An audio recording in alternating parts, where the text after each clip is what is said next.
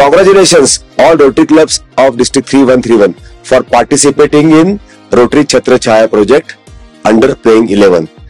This is going to be one of the biggest synergy project in the history of Rotary. How to execute this project? Let us hear from my team.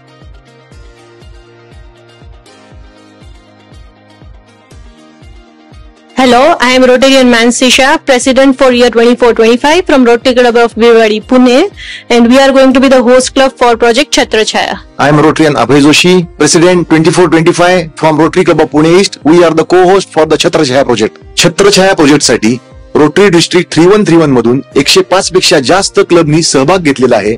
त्यांनी monetary आणि execution साठी सहयोग दिलेला आहे. 105 club ने एक साथ participate KIA है एक ही प्रोजेक्ट में. ये रोटरी की हिस्ट्री में रिकॉर्ड है. Thank you for response. नमस्कार, माझे नाव रोटरी अजय वाघ आणि या प्लेइंग 11 प्रोजेक्टचा मी डायरेक्टर आहे. बेसिकली आपल्याला या अम्ब्रेलाज डिस्ट्रीब्युशन करताना आपल्याला लक्षात ठेवायचं आहे की या अम्ब्रेलाज या ऑथोराइज वेंडरला दिल्या जातील. आपल्याकडे सिगारेट किंवा अल्कोहोल किंवा तत्सम प्रकारचे जे काय बिझनेस ऍक्टिव्हिटीज आहेत या ठिकाणी आपल्याला या अम्ब्रेलाज वाटायच्या नाही. आणि सगळ्यात महत्वाचा जर मुद्दा काय असेल की एखाद्या बेनिफिशियरीने या अम्ब्रेलाचा जर गैरवापर चुकीच्या जागी जर केला तर rotary club will not be responsible for the same. So kindly remember it and enjoy the project. Thank you. Namaste. Rotary district 3131 K playing 11 K under जो छत्र छाया प्रोजेक्ट है उसमें जो छाता आप डोनेट करने वाले हैं वो उस छाते पे आपके क्लब के ब्रांडिंग के लिए भी हमने जगह रखी है. ये जगह कहाँ है मैं आपको दिखाता हूं. आपको सिर्फ इस प्लेस पे आपका ब्रांडिंग करना है जहां आपके क्लब का नाम, आपका क्लब का लोगो आएगा. ये स्टिकर आपको 16 inches by 4 inches 16 by 4 inches का स्टिकर बनाना है और वो आप यहां लगाना है.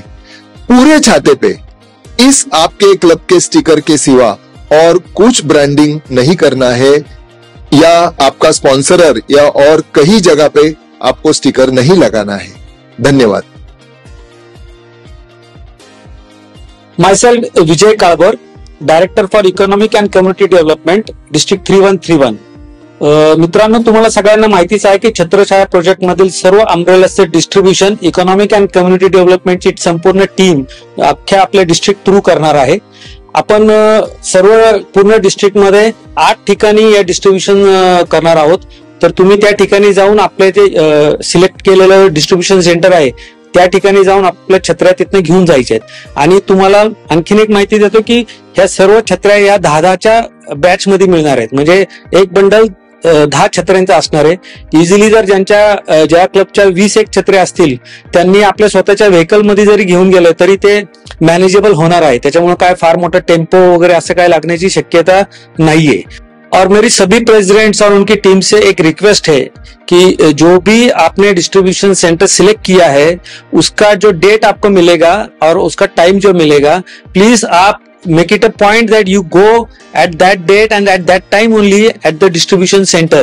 My team will be waiting for you with the umbrellas over there. Please आप वो डेट मिस मत कीजिए. कोई एक्सटेंड नहीं मिलेगा डेट में.